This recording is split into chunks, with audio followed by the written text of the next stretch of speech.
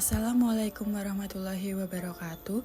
Di sini saya akan memaparkan tugas kewarganegaraan 3 yang berjudul Kebijakan Penanggulangan Stunting di Indonesia. Sebelumnya perkenalkan, nama saya Audrey Reza Valevi Putri, NIM K100220056 dari kelas A, Fakultas Farmasi.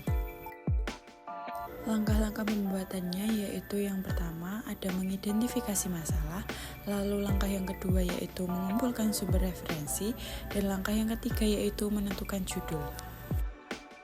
Lalu langkah selanjutnya yaitu langkah yang keempat yaitu menentukan relevansi topik dengan bidang studi dan mata kuliah Pancasila.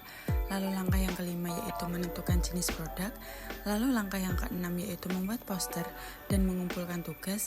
Lalu langkah yang terakhir yaitu langkah yang ketujuh mengumpulkan tugas PWN 3 di YouTube dan diunggah di aplikasi daring perkuliahan. Langkah yang pertama yaitu mengidentifikasi masalah. Indonesia merupakan salah satu negara dengan prevalensi stunting yang cukup tinggi dibandingkan dengan negara-negara berpendapatan menengah lainnya. Situasi ini jika tidak diatasi dapat mempengaruhi kinerja pembangunan Indonesia, baik yang menyangkut pertumbuhan ekonomi, kemiskinan, dan ketimpangan. Jika anak-anak terlahir sehat, tumbuh dengan baik dan didukung oleh pendidikan yang berkualitas, maka mereka akan menjadi generasi yang menunjang kesuksesan pembangunan bangsa.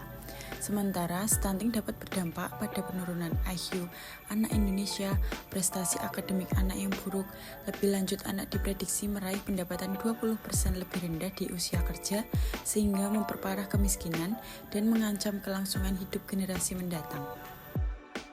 Kemudian langkah yang kedua yaitu mengumpulkan sumber referensi dari artikel atau jurnal media online dan lain-lain. Menurut sumber yang saya dapatkan, kejadian stunting dipengaruhi oleh beberapa faktor, baik internal maupun eksternal. Secara internal, stunting dipengaruhi oleh faktor-faktor yang berhubungan langsung dengan tumbuh kembang bayi atau balita seperti pola asuh, pemberian ASI eksklusif, pemberian MPASI, pemberian imunisasi lengkap, kecukupan protein dan mineral, penyakit infeksi, dan genetik. Sedangkan secara eksternal dipengaruhi oleh faktor sosial ekonomi keluarga seperti tingkat pendidikan ibu, status pekerjaan ibu, dan pendapatan keluarga. Menurut Arindiah Romawati dan Riri Anti tahun 2015, Nikmah dan Nadiroh tahun 2015. Lalu langkah yang ketiga yaitu menentukan judul topik yang sesuai. Saya mengambil judul Kebijakan Penanggulangan Stunting di Indonesia. Kemudian langkah yang keempat yaitu menentukan relevansi topik dengan bidang studi dan mata kuliah Pancasila. Menurut Peraturan Presiden atau Perpres nomor 42 tahun 2013 yaitu tentang Gerakan Nasional Percepatan Perbaikan Gizi, itu dibuat sebagai bentuk tanggung jawab pemerintah untuk meningkatkan pengetahuan dan kesadaran masyarakat akan pentingnya gizi dan pengaruhnya terhadap peningkatan status gizi masyarakat. Gerakan Nasional Percepatan Perbaikan Gizi tersebut merupakan upaya bersama antara pemerintah dan masyarakat melalui penggalangan partisipasi dan kepedulian pemangku kepentingan secara terencana dan terkoordinasi untuk percepatan perbaikan gizi masyarakat yang diprioritaskan pada 1000 hari pertama kehidupan. Perbaikan gizi masyarakat diharapkan berdampak pada penurunan prevalensi stunting.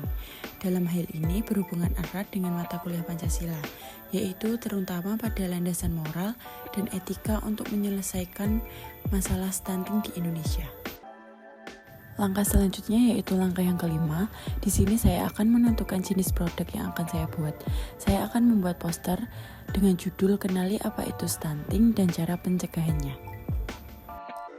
Kemudian langkah yang ke-6 dan ke-7 yaitu setelah membuat poster mengenai topik stunting di aplikasi Edit Canva, selanjutnya saya akan membuat video lalu mengumpulkannya dengan mengunggah di aplikasi YouTube dan diunggah di aplikasi daring perkuliahan.